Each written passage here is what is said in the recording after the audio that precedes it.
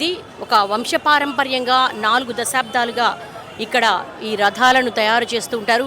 ప్రతి సంవత్సరం కూడా అడవికి వెళ్ళి ఇక్కడ ఉన్నటువంటి కలపను సేకరిస్తారు. మొదట్లో అంటే పురాణాల ప్రకారం చూసుకుంటే గనక వేప చెట్టు దారువుని తీసుకొని దాంట్లో కూడా కొన్ని క్వాలిటీస్ ఉండాలన్నమాట.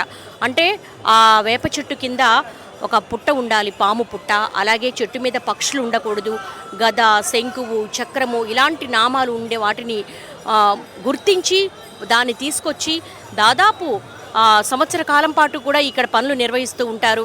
ముఖ్యంగా 8, 12, 19 సంవత్సరాల పాటు ఇక్కడ ఒక నియమం పెట్టుకొని ఈ రథయాత్ర నిర్వహిస్తారు. 2015 సంవత్సరంలో ఇక్కడ జగన్నాథ రథయాత్ర జరిగింది. ఆ తర్వాత 2026లో రథయాత్ర చూడటానికి అసంఖ్యాకంగా భక్తజనం వస్తున్నారు. ఇక్కడ చాలా బలమైనటువంటి కొబ్బరి తాళ్లను నేస్తారు. ఇప్పటి వరకు కూడా ఇక్కడ ఉన్నటువంటి పని వాళ్ళంతా కూడా మనం చూస్తున్నాము. వాళ్ళందరూ కూడా ఇంత బలమైన తాళ్లను భక్తులు తమ చేతులతో లాగుతారు. ఇక్కడ ఎటువంటి యంత్రాలు ఉండవు, అలాగే ఇక్కడ ఎలాంటి ఇంజన్ ఉండదు. ఇంత బలమైన రథాలను స్వామివారి చేతుల్లో మోస్తున్నట్టుగా ప్రజలు భావిస్తారు, భక్తులు భావిస్తూ ఉంటారు. అణువణువు కూడా ఒక ఆధ్యాత్మికత ఉట్టిపడుతూ ఉంది.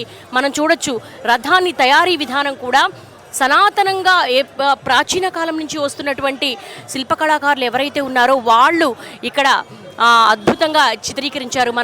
మనము బలభద్రుడు యొక్క రథం దగ్గర ఉన్నాము. ముందుగా చూసాం మనము జగన్నాథుని రథం 16 చక్రాలతో జగన్నాథుని రథాన్ని అత్యంత అద్భుతంగా నయన మనోహరంగా తీర్చిదిద్దారు. మొత్తం మాడ వీధులని రంగవల్లులతో అద్భుతంగా తీర్చిదిద్దారు. దేవి దేవతామూర్తులు, అలాగే దశావతారాలకు సంబంధించి పురాణ ఇతిహాసాలకు సంబంధించి అనేక చిత్రకారులందరూ కూడా ఇక్కడ అద్భుతమైన కళింగ సంప్రదాయ శిల్పకళా వైభవంతో ఈ రథాలను ఏర్పాటు చేశారు. ఒక్కసారి జగన్నాథుడి రథయాత్రను కనులార వీక్షిస్తే చాలు మోక్షం లభిస్తుంది, ముక్తి లభిస్తుంది, అలాగే సర్వ పాపాలు తొలగిపోతాయని భక్తులు భావిస్తారు. కాబట్టి ఈ జగన్నాథ రథయాత్రకు లక్షలాది మంది తరలి వస్తూ ఉన్నారు. మరి ఇక్కడ ఉన్నటువంటి అసంఖ్యాకంగా ఉన్నటువంటి భక్తులందరూ కూడా జగన్నాథుని నవయవ్వన రూపాన్ని దర్శించుకున్నారు. ఆ తర్వాత కళేబర ఉత్సవాన్ని కూడా దర్శించుకున్నారు. ఇక రేపు జరగబోయేటువంటి రథోత్సవం అత్యంత కనుల పండుగగా జరగబోతోంది. Over to studio.